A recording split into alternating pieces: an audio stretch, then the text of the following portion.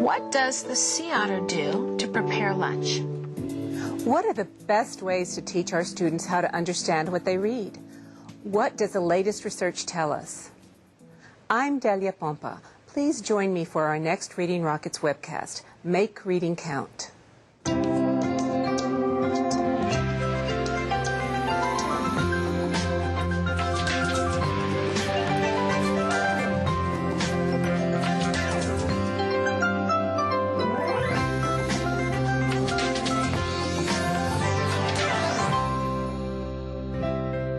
Funding for the Reading Rockets webcast series is provided by the United States Department of Education, Office of Special Education Programs.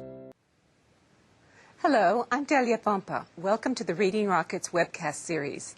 Today we're going to talk with three top reading experts about how best to teach reading comprehension to young readers. Joining me we have Sharon Walpole, Assistant Professor of Education at the University of Delaware, Isabel Beck, Professor and Senior Scientist at the University of Pittsburgh, and Nanci Bell, who is CEO and Director of Lindamood-Bell Learning Processes. Thank you all for joining us. We also have our studio audience. I'd like to welcome our studio audience of educators and parents, and they'll have some questions for us near the end of the show. Nanci, what should a teacher who's assessing a child with dyslexia for comprehension skills expect to see in that child? Typically what we do is look at language processing as a spectrum. So we would see students who are possibly dyslexic. That would be on this side of the spectrum where they're having decoding problems.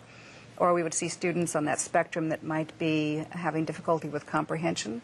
For example, if it's the dyslexic student that we're looking at and we're looking at their oral vocabulary and their oral language processing and their decoding, their word attack skills, very often for those students we see that they have high vocabulary or higher vocabulary than their decoding ability, and they frequently have higher comprehension ability than their decoding ability.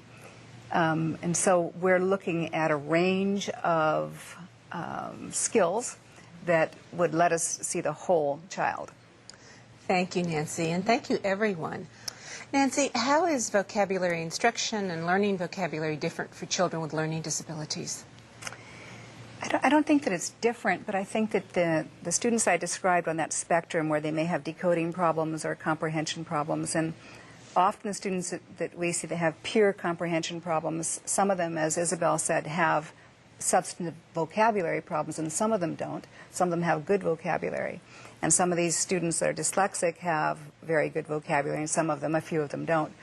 But I think that what needs to happen for those children that have a weakness in processing language, whether it's decoding or comprehension, you have to take the instruction back to a sensory level, as far back as you can go. Carl Pribram, a cognitive psychologist, said that we cannot consciously think about something that doesn't come to consciousness at the sensory level.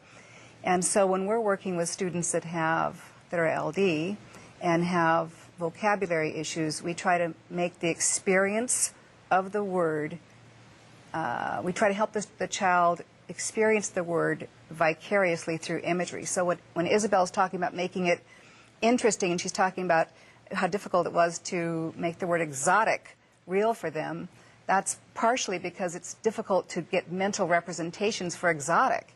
And so one of the things that we do is that we heavily focus on helping the child picture the meaning of the word. So we'll say, what are you picturing for skyscraper, not what's the meaning of skyscraper. Something that's extremely sensory in how we interact with the student. We call it driving the sensory bus. We teach our teachers to do that. That's an image in and of itself. Yeah, it is there. That's right. Thanks, everyone. Now, Nanci, let's you and I talk about sea otters. How important is it for a child who's reading a book about sea otters to be able to picture a sea otter? I mean, you started talking about mental images earlier. How important is that in comprehension? I think that it's extremely important that a mental representation be able to be accessed from text as part of the strategies that Sharon was talking about and part of what Isabel is talking about. I think that reading is a cognitive act. It's a special area of cognition because it's written language that we're cognating, but it's a cognitive act. And early on, when I was trying to help students who were having difficulty with comprehension, I came across a student who had excellent comprehension. This was years ago, millions of years ago it seems, and he said, I said, "How is your comprehension so good?" And he said, he was a college student, by the way, who was flunking out of school because of substantive reading and spelling problems, and he said, "I just make movies when I read." This was in the early 80s, and I said, "What do you do?" And he said, "I make movies when I read." And he said, I connect everything through mental imagery. I have a movie of it, and so I made it my business to try to find out, was that something that anybody had ever talked about? Was anybody talking about mental representations? And a theory of cognition called dual coding theory was talked about or written about by a man named Alan Pavio, a cognitive psychologist in Canada, in the late 60s, and that he's still writing, by the way. He has a new book coming out in '06. But he had done a lot of work on memory and its relationship to cognition, and that's how he started. And he says in dual coding theory that we have two great mental codes, and so when children or individuals are trying to make sense of text, that's one of the codes. That's the language code. And that's the verbal code, and then there's the nonverbal code. And he says, and I happen to agree with this, that it's an interplay of these two great codes that enables us to, or helps us, or it's involved in getting meaning from text. So it's the verbal and the nonverbal code, which is language and imagery, and helping you connect all of that. So I think it's extremely important. I think it's a part of the code. Well, picturing things as we think seems fairly natural, pretty innate. Is it innate, or is it something we have to teach kids? I think, first of all, we don't have a test for imagery, so it makes it very difficult to say specifically, like in phoneme awareness, that is highly correlated to not being able to decode. We don't have a test for mental imagery, but you can tell from experience in working with students that it's a factor that a lot of students just say, "It's just dark, I don't know what you mean for picturing that." And that student may have really weak comprehension. What we have found is, if you're thinking again, back to my mental picture I've given you here of the students that have decoding problems and the students that have comprehension problems on the spectrum, these students that have decoding problems tend not only to have the sensory processing weakness of phonological awareness, they also have difficulty with creating mental representations for letters. So they have difficulty with memory of sight words. So consequently, when we do phonological awareness activities, we can improve their word attack skills, but sometimes their fluency doesn't improve because they don't hold in visual memory or memory system for sight words.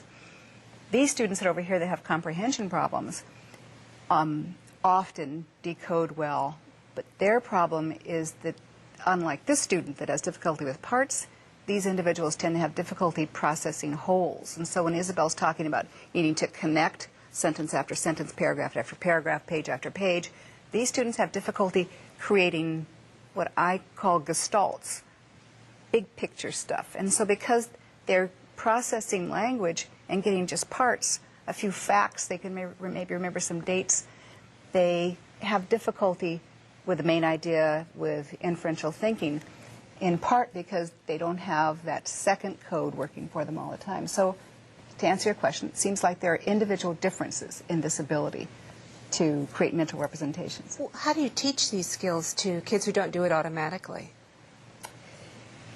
Well, I think there might be a lot of ways to develop imagery.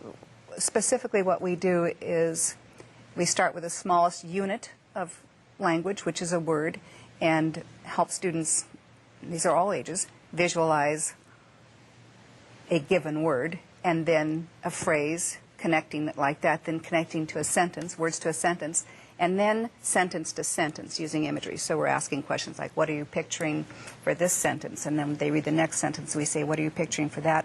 And they have to create a movie. Interestingly enough, originally when we started doing that, the students with weakness would get an image, and it would be an image over here, and the next sentence would be an image, and it would be an image over here. The next sentence would be an image, it would be an image over here, and the images did not connect. Their thoughts did not connect.